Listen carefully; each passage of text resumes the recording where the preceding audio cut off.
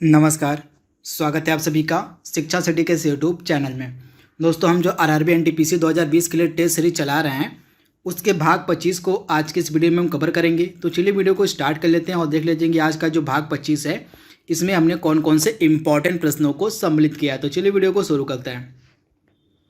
पहला प्रश्न हमारा है, हाल ही में किस देश ने अपनी मुद्रा को रियाल से टोमान में परिवर्तित कर दिया है। तो आपको उस देश का नाम बताना है जिसकी पहले जो ऑफिशियल करेंसी थी, जो आधिकारिक मुद्रा थी, वो रियाल थी, परंतु अब उसने अपनी नई आधिकारिक मुद्रा लॉन्च की है तथा उस मुद्रा को लॉन्च दिया गया है टोमन।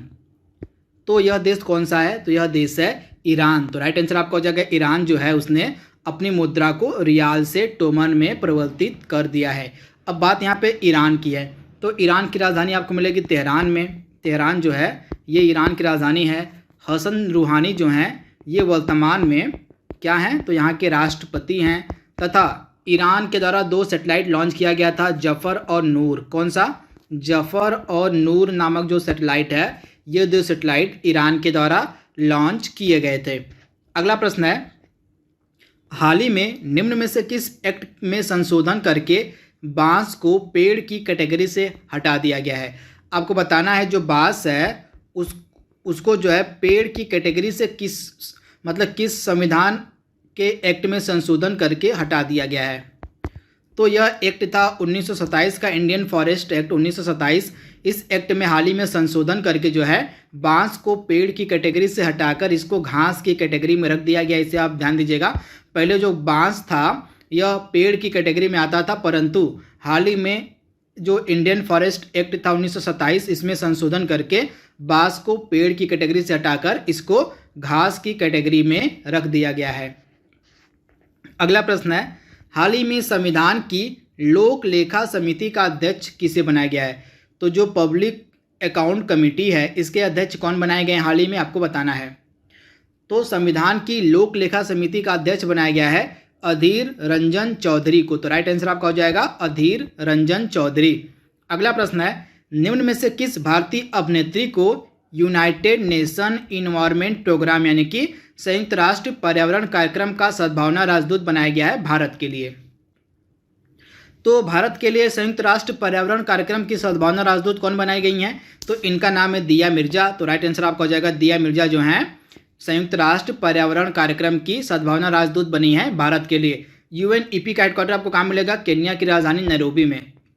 तो केन्या की जो राजधानी नैरोबी है यहीं पे संयुक्त राष्ट्र पर्यावरण कार्यक्रम का हेडक्वार्टर है।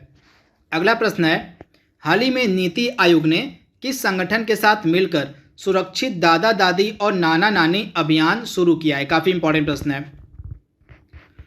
तो नीति आयोग के द्वारा जो है सुरक्षित दादा दादी और नाना नानी का जो अभियान है यह पिरामल फाउंडेशन के साथ मिलकर स्टार्ट किया गया है। तो राइट आंसर आपका हो जाएगा पिरामल फाउंडेशन के साथ मिलकर जो है नीति आयोग ने सुरक्षित दादा दादी और नाना नानी अभियान शुरू किया है। अब बात यहाँ पे नीति आयोग की है, तो नीति आयोग से जुड़े 4 इंपॉर्टेंट फैक्ट आपको याद रखने हैं। सबसे पहले इसकी स्थापना कब की गई थी? तो 1 जनवरी 2015 को योजना आयोग के स्थान पे नीति आयोग की स्थापना की गई थी। इसके अध्यक्ष कौन होते हैं? Prime minister of India. NITI Aayog के अध्यक्ष कौन होते हैं? भारत के प्रधानमंत्री। वर्तमान में नीति आयोग का सीईओ कौन है? तो वर्तमान में मुख्य कार्यकारी अधिकारी नीति आयोग का कौन है? तो इनका नाम है अमिताभ कांत। कौन है? तो अमिताभ कांत जो हैं ये नीति आयोग के वर्तमान में सीईओ हैं। और नीति आयोग के उपाध्यक्ष कौन है प्रेजेंट टाइम में? तो नीति आयोग के उपाध्यक्ष हैं प्रेजेंट टाइम में राजीव कुमार। तो इतनी चीज़ें आपको याद रखनी है। अगला प्रश्न है, निम्न में से किस राज्य सरकार के द्वारा प्रवासी मजदूरों के लिए प्रवासी राहत मित्र नामक एप्लीकेशन लॉन्च किया गया है?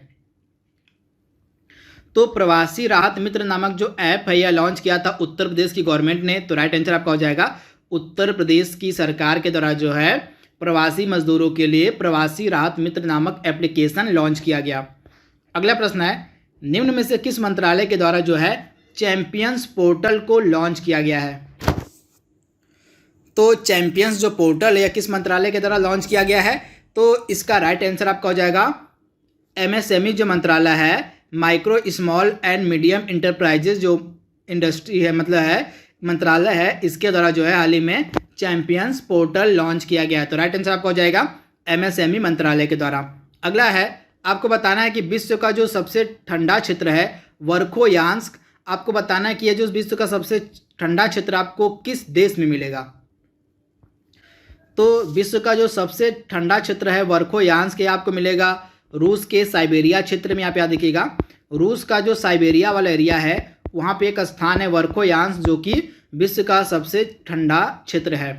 अगला प्रश्न है, निम्न में से किस देश को नहरों का देश कहा जाता है। तो किसे नहरों का देश हम कहते हैं, तो पाकिस्तान इसका राइट आंसर हो जाएगा। पाकिस्तान को जो है नहरों का देश कहा जाता है। जनसंख्या के मामले में विश्व का चौथा सबसे बड़ा देश कौन सा है, आपको बताना है। तो पॉपुलेशन यानी कि जनसंख्या के मामले में विश्व में सबसे पहले नंबर पर आपको मिलेगा चीन मिलेगा, दूसरे नंबर पर आपको इंडिया मिलेगा, तीसरे नंबर पर आपको यूएसए मिलेगा और चौथे नंबर पर आपको जो है इंडोनेशिया मिलेगा जनसंख्या के मामले में। तो विश्व का चौथा सबसे बड़ा जनसंख्या वाला देश कौन सा है, इंडोनेशिया। अगला प्रश्न है, किन्बुल निम्नलिखित में से किस देश का सबसे ऊंचा पर्वत शिखर है। काफी इंपॉर्टेंट प्रश्न है। तो इसका राइट आंसर आपका हो जाएगा मलेशिया का जो सबसे ऊंचा पर्वत शिखर है इसको हम कहते हैं किन्बुल। क्या कहते हैं, तो मलेशिया का सबसे ऊंचा जो पर्वत शिखर है इसको हम कहते हैं किन्बुल। अगला इंपॉर्टेंट प्रश्न हमारा है, विश्व का एकमात्र द्वीप महाद्वीप कौन सा है, आपको बताना है। विश्व का जो एकमात्र महाद्वीप कौन सा है जिससे होकर कर्क रेखा, मकर रेखा और विषुवत रेखा गुजरती, मतलब जो तीनों रेखाएं हैं कर्क रेखा, मकर रेखा और विषुवत रेखा किस महाद्वीप से होकर गुजरती हैं। तो ये जो तीनों रेखाएं हैं गुजरती हैं अफ्रीका महाद्वीप से। तो राइट आंसर आपको हो जाएगा अफ्रीका महाद्वीप से जो है कर्क रेखा, मकर रेखा और विषुवत रेखा ये तीनों गुजरती हैं। तो राइट आंसर आपका हो जाएगा अफ्रीका महाद्वीप।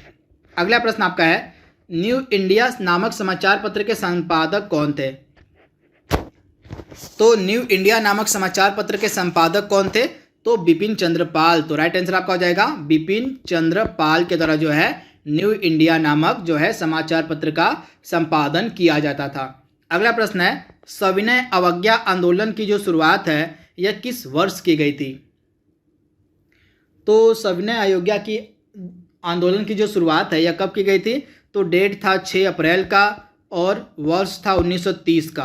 तो 6 अप्रैल 1930 को जो है सविनय अवज्ञा आंदोलन की शुरुआत किसके द्वारा की गई थी, तो महात्मा गांधी के द्वारा।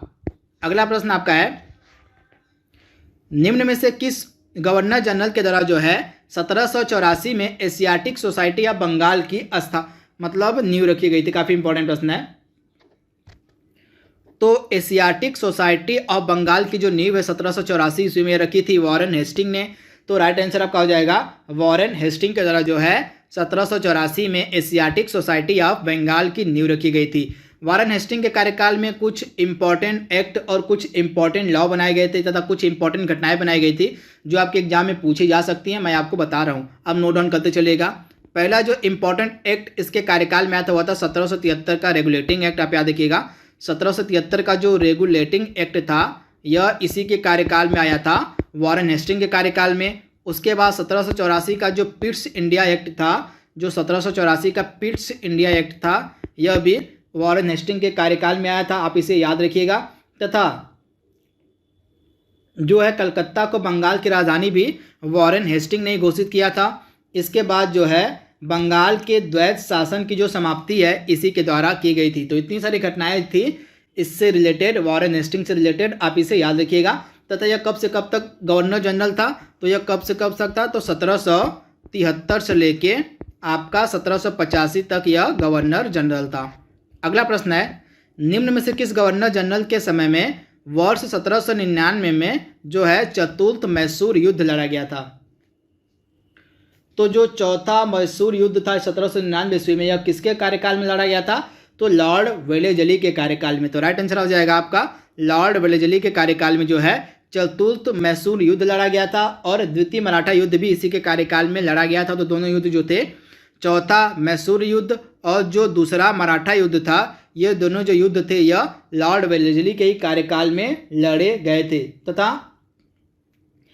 हैदराबाद को जो है इसने सहायक संधि के तहत, पहला राज्य हैदराबाद था जो सहायक संधि के तहत इसने अपने एरिया में मिला लिया था, जिसको आप याद रखिएगा। जो लॉर्ड वेलेजली था इसके द्वारा जो है सहायक संधि की शुरुआत की गई थी तथा सहायक संधि के अंतर्गत शामिल होने वाला जो पहला राज्य था वह था हैदराबाद। तो इसे भी आप ध्यान दीजिएगा। अगला प्रश्न है, श्रमिक दिवस जो है कब प्रतिवर्ष मनाया जाता है? आपको डेट बतानी है कि जो श्रमिक दिवस होता है वर्ल्ड लेबर डे होता है या कब मनाया जाता है।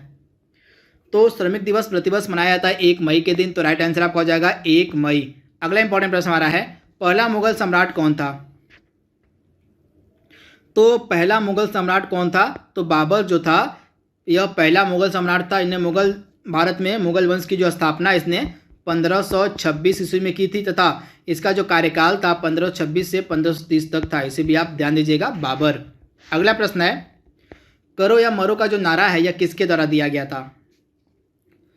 तो आपको एक डेट याद रखनी पड़ेगी, 8 अगस्त 1942 को। 8 अगस्त 1942 को महात्मा गांधी के द्वारा भारत छोड़ो आंदोलन की शुरुआत की गई थी तथा इसी आंदोलन के समय ही जो है महात्मा गांधी ने जो है करो या मरो का नारा दिया था। तो आप याद देखिएगा, 8 अगस्त 1942 को भारत छोड़ो आंदोलन की शुरुआत की गई थी तथा इसी आंदोलन के समय ही करो या मरो का जो नारा है महात्मा गांधी के द्वारा दिया गया था।